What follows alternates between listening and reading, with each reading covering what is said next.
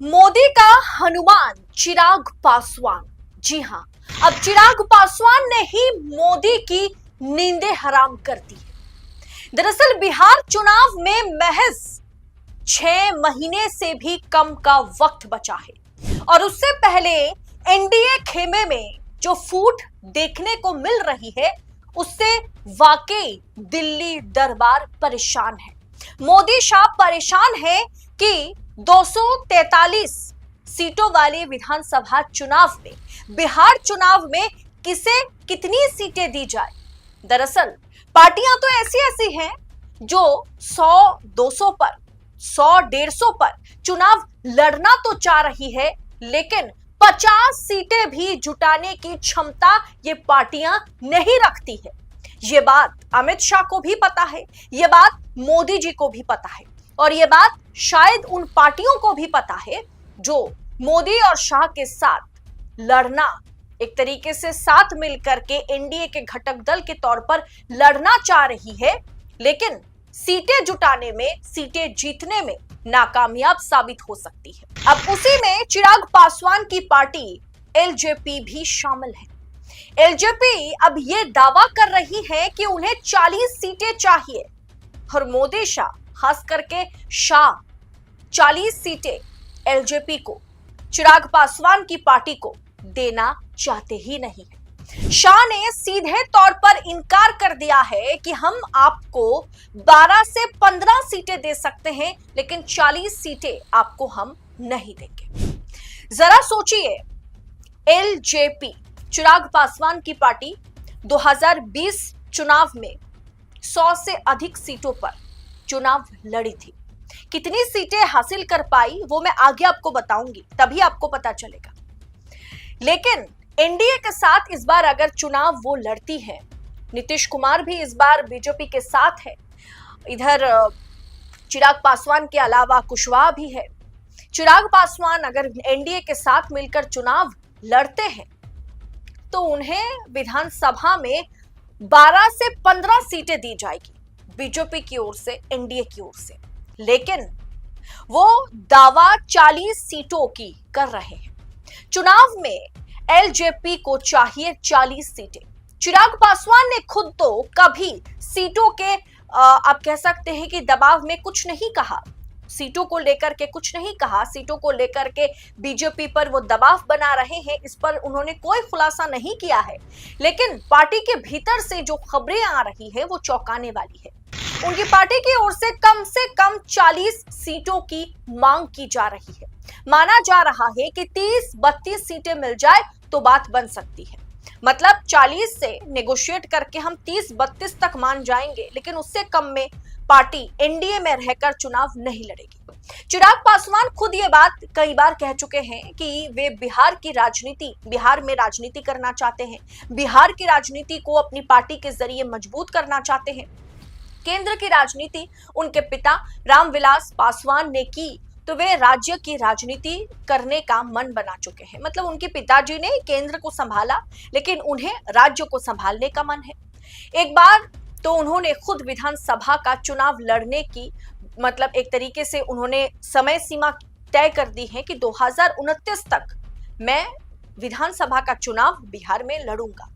लेकिन अब उनकी पार्टी की ओर से कह दिया गया है कि आप 29 में चुनाव तो लड़ेंगे, लेकिन 2025 विधानसभा चुनाव में एलजेपी को, हमारी पार्टी को कम से कम 40 सीटें चाहिए और इसे लेकर के आप भाजपा आलाकमान से, दिल्ली दरबार से बात कीजिए। और यहीं पर मामला फंस गया। चिराग पासवान, मोदी का हनुमान, फंस गए यहां पर, क्योंकि एक तरफ उनकी पार्टी उन पर दबाव बना रही है कि हमने पिछली बार 100 से अधिक सीटों पर चुनाव हम लोग लड़ चुके हैं, इस बार हमें 40 सीटें भी अगर नसीब नहीं होती हैं तो हम अकेले के दम पर चुनाव लड़ेंगे, हम भाजपा के साथ या एनडीए के साथ चुनाव क्यों लड़ेंगे।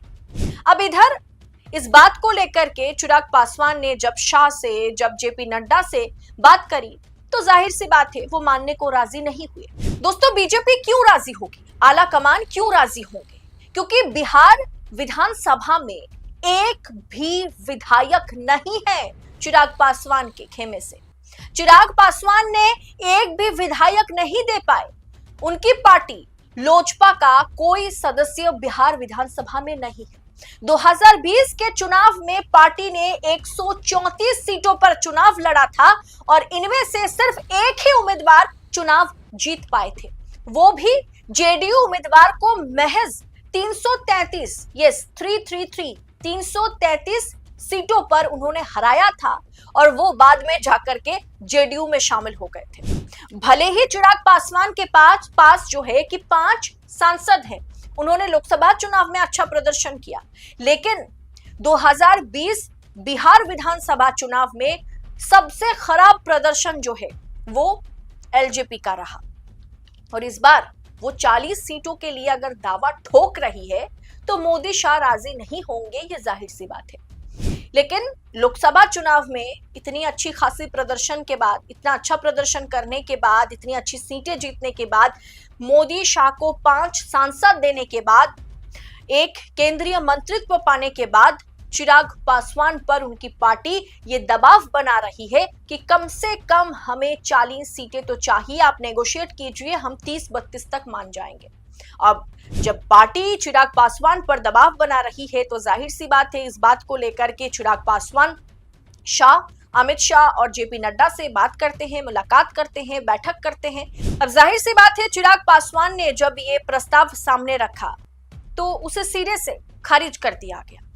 शाह और नड्डा 40 सीटें देने, मतलब 40 सीटों पर चिराग पासवान की पार्टी चुनाव लड़ेगी, इस पर हामी ये लोग नहीं भरते। और वो बात चिराग पासवान को जरा बुरी लग गई, क्योंकि एक प्रस्ताव को लेकर के आप सहयोगी पार्टी के साथ मुलाकात करते हैं और सहयोगी पार्टी के आलाकमान अगर मना कर दे कि नहीं, हम आपकी बात नहीं मान सकते, हम आपको 12 से 15 सीटें ज्यादा से ज्यादा दे सकते हैं। चिराग पासवान जो सीटों को लेकर कितना ज्यादा सोच विचार नहीं रख रहे थे विधानसभा के, लेकिन पार्टी की प्रेशर आने के बाद और प्रस्ताव के साथ जब वो दिल्ली पहुंचे तो उस समय उन्हें जिस तरीके से ठुकराया गया, उनके उस प्रस्ताव को जिस तरीके से ठंडे बस्ते में डाल दिया गया और उस पर सिरे से इसे खारिज करते हुए कहा गया कि नहीं नहीं नहीं, आप 15 सीटों से ज्यादा सीटों पर चुनाव लड़ने लायक नहीं है। ये बात चिराग पासवान को बुरी लग गई और लगेगी भी क्यों ना भाई, वो आपको 5 सांसद दे चुके हैं। दोस्तों, अगर चिराग पासवान को 12 से 15 से ज्यादा सीटें अगर दी जाती है तो या तो भाजपा अपने हिस्से से काट करके उसे देने वाली है या फिर जेडीयू अपने हिस्से से सीटें घटा करके चिराग पासवान को सौंपने वाली है। लेकिन जेडीयू ऐसा नहीं करेगी, क्योंकि नीतीश कुमार ने साफ कर दिया था पहले ही कि जितिन राम मांझी और चिराग पासवान को आप संभाल लीजिए, क्योंकि पिछले बार जेडीयू मतलब चिराग पासवान के जितने भी उम्मीदवार उन्होंने मैदान में उतारे थे, वहां पर जेडीयू ने भी अपनी उम्मीदवारें उतारी थी और कहीं ना कहीं एलजेपी जो है, चिराग पासवान की जो पार्टी है, वो जेडीयू के लिए, नीतीश कुमार के लिए वोट कटवा एक तरीके से साबित हुए थे वो सारे उम्मीदवार। इसीलिए नीतीश कुमार ने मोदी शाह को साफ तौर पर कह दिया है कि आप चिराग पासवान और जितिन राम मांझी को संभाल लीजिए और हम 100 से कम सीटों पर तो चुनाव एनडीए के साथ नहीं लड़ेंगे। अब आपको तय करना है कि आप क्या करेंगे। तो नीतीश कुमार पहली पसंद है बीजेपी के लिए, चिराग पासवान से भी ज्यादा, क्योंकि 12 सांसद जो है वो नीतीश कुमार की ओर से भाजपा को दिया गया है और चिराग पासवान के पास महज 5 सांसद है। ऊपर से विधानसभा का चुनाव 2020 की बात की जाए तो बहुत ही खराब प्रदर्शन रहा, चिराग पासवान की पार्टी ने बहुत खराब प्रदर्शन किया था। एक भी विधायक विधानसभा में चिराग पासवान के है नहीं। नीतीश के कम से कम 43 विधायक तो है, कुछ ना हो तो उनमें से 20-25 तो इस बार फिर से जीत जाएंगे, कम ही जीते लेकिन 20-25 तो जीत जाएंगे। तो मुफीद के तौर पर नीतीश कुमार की पार्टी जेडीयू बीजेपी की पहली पसंद है, वो उसकी सीटें तो नहीं घटाएगी। लेकिन चिराग पासवान को यह बात जो बुरी लगी है, अब अंदर खाने से खबर यह है कि एलजेपी जो है वो कहीं ना कहीं मोदी शाह को अलग चुनाव लड़ने के लिए लाल आंखें दिखा रही है कि हम केंद्र में आपका साथ तो देंगे लेकिन बिहार में हम आपके खिलाफ मैदान में उतरेंगे, जो कहीं ना कहीं फिर से जेडीयू को और एनडीए को नुकसान पहुंचाएगा। क्या दोनों में बात बनेगी? अगर चिराग पासवान और मोदी शाह या नड्डा में बात बन जाती है तो नीतीश कुमार के साथ बीजेपी की बात बिगड़ जाएगी। अब ऐसे में नीतीश कुमार या चिराग पासवान आगे चल के सीटों के बंटवारे को लेकर के जब घोषणाएं की जाएगी तब देखना दिलचस्प होगा कि बीजेपी किसको साथ रखती है और किसे साइडलाइन करती है। फिलहाल आपको क्या लगता है, बीजेपी के लिए नीतीश कुमार को साइडलाइन करना आसान है या चिराग पासवान को साइडलाइन करना आसान है? आप कमेंट बॉक्स में अपनी राय हमारे साथ शेयर करें और ऐसी तमाम खबरों को, पॉलिटिकल खबरों को इसी तरीके से एनालिसिस के साथ पाने के लिए, अंदर खाने की खबरें इसी तरीके से पाने के लिए 4 PM न्यूज नेटवर्क के साथ बने रहें। फिलहाल मुझे दीजिए इजाजत। बहुत बहुत शुक्रिया आप सभी का। जल्द होगी मुलाकात ऐसे ही तमाम खबरों के साथ। जय हिंद, जय भारत।